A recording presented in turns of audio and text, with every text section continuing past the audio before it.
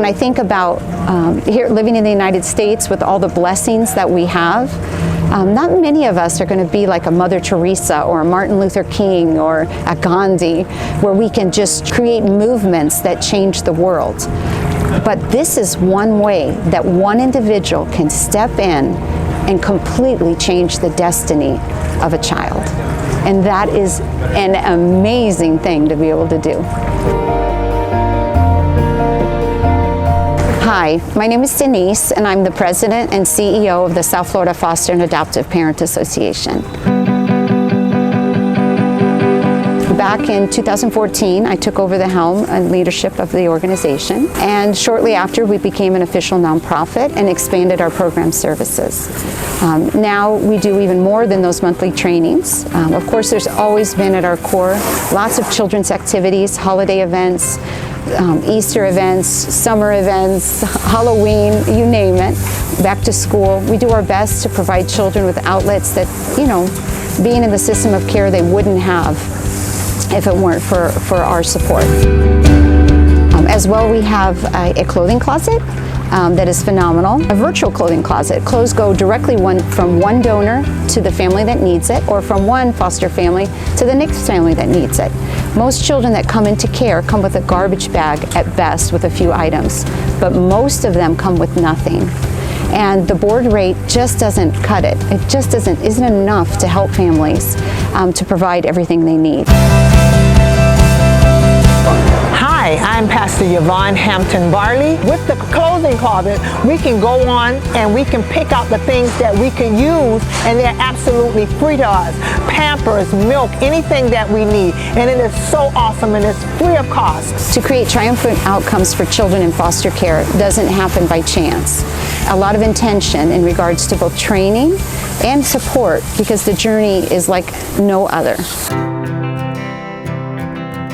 I would say our core competency is strengthening families, really truly helping them, teaching them profoundly how to care for trauma-exposed children, mentoring them, helping them work through tears, the ups and downs, and keeping their vision focused. We can't compare ourselves to a normal parenting journey. This is its own unique journey, and victories are often different and unique and special.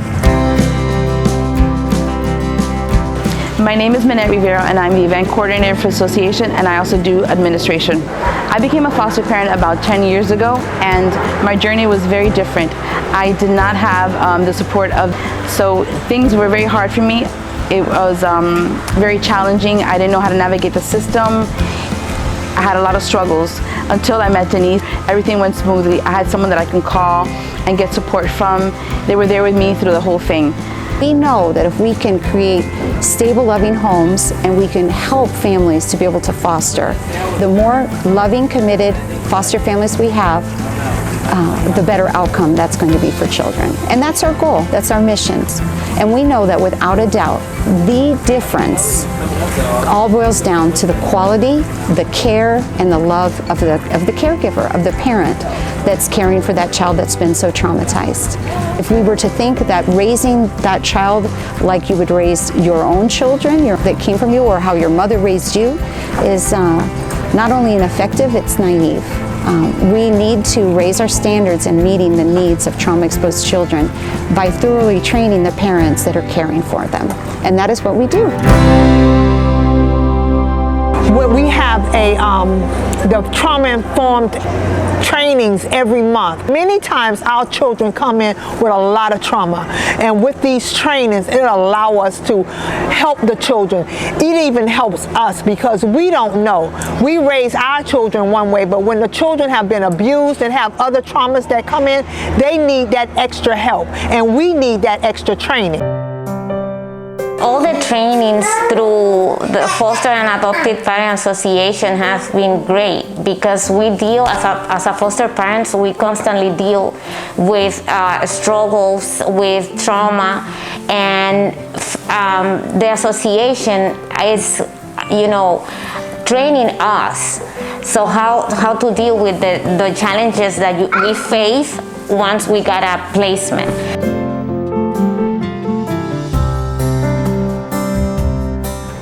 So back in 2014, we started expanding to give mentoring services to families, and saw very early on that no one is better equipped, no one is more passionate, no one is more knowledgeable, no one is going to do a better job of helping a new foster family or a foster family that's in the middle of a great struggle than somebody that's already doing it and doing it well.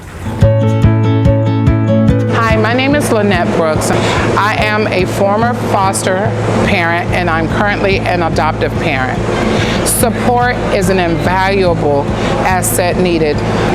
The South Florida Foster and Adoptive Parent Association grew from just a normal FAPA, realizing that support is needed because trauma does not end with permanency. Looking back over my journey, had I had the support of a peer advocate, someone who had already walked in the shoes that I was walking in, a lot of the headaches that I encountered would not have been there. I do so much for them because I strongly believe that with their help, things were so different for me, and I would love that for everybody else. You know, without them, it was very hard. I really don't think I could have continued. Hi, my name is Kim Fawcett. I've been a therapeutic foster parent since 2015. I'm also a peer advocate for the South Florida Foster and Adoptive Parent Association. So I'd like you to meet someone who's become very dear and special to me, one of my mentees. Hi, my name is Johnny Farrington. I am a teacher, and at the beginning of this journey, it was very difficult. I didn't understand the huge system. At one point during this journey, there was so many things that I thought that I already had learned, but I had not mastered, and several times I started to stop or quit. As I began to walk with her and she with me, I became confident in the foster care. I became confident in being a foster parent, and now I'm a very happy foster parent. I remember when I was going to quit fostering, and Denise stepped in to help me. And because of her assistance with me, I love fostering. I will continue to foster, and that's why I look out to help other families foster as well, because no one should be left alone in this journey. This is the best thing that ever happened to us as foster parents, and I'm so happy that I decided to be a peer advocate for the foster parents, because it is my job to make sure that they move through this system great and that they don't get tired before time. How does it feel? That's what you guys want, huh? And I feel so blessed and privileged to be at the helm of this organization. It is my passion, it is my mission.